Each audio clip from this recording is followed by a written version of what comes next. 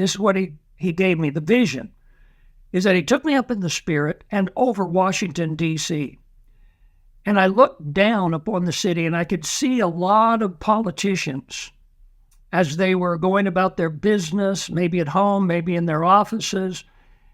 And suddenly, they were surprised by tears that began to form in their clothing. Like these 2 or 3 inch tears would come in their shirts, their blouses, or their pants, their skirts, their dresses. And they wondered, what's going on? They were embarrassed, and they hurriedly were trying to take care of those situations because it was exposing what was underneath, their hidden agendas.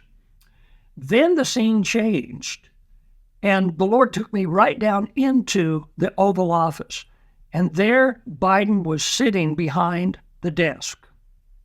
What was interesting is that there were extra doors around the Oval Office. They signified there that there were hidden agendas. There were other things that were transpiring behind the scenes. And so behind one of the doors, I could hear talking. And it was those that were on Biden's staff.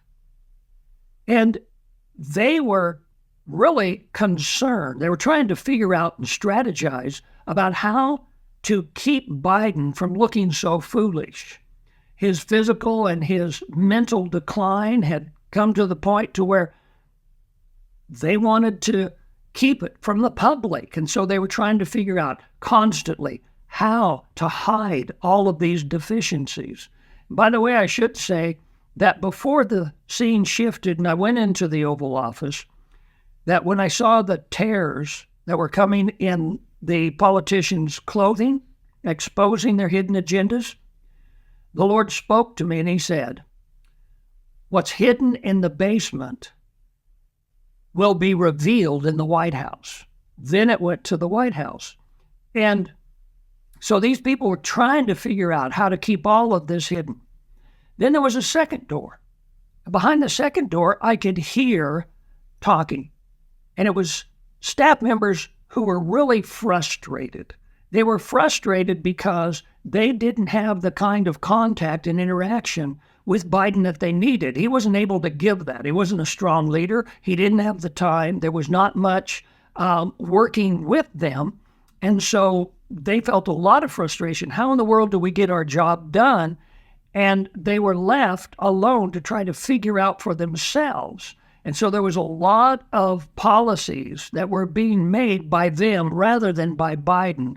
And it was upon their own agendas of what they wanted. Then there was another door, a third door, that I could hear conversations coming through.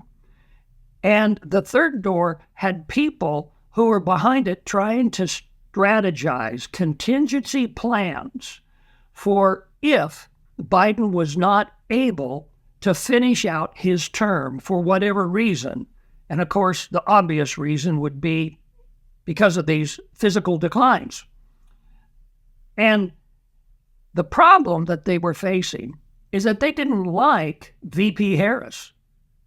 They didn't want her. You know, the Constitution and the way that the government is set up is that if something happens to Biden and he's removed, then the vice president takes over. They had to figure out a way to get around that and not allow that to happen. Now, the video I did 2.5 years ago substantiates everything I'm telling you now. And so all these alternate plans were in the work, these workarounds, these different contingencies, how to do all that. And you know, that's what's happening right now. What was hidden in the basement? Remember the 2020 campaign that Biden was carrying on from the basement? He didn't come out. He didn't talk to the people. It would be revealed in the White House. That's what's happening right now. And at this particular point, with that revealing, it's causing those two fractures that I just described to you, the fractures in the spirit. The first one between the White House and other Democrats. Okay? The White House is what's driving this. You look at the narrative today that they are spewing after that presidential debate. And it is just one lie after another lie after another lie.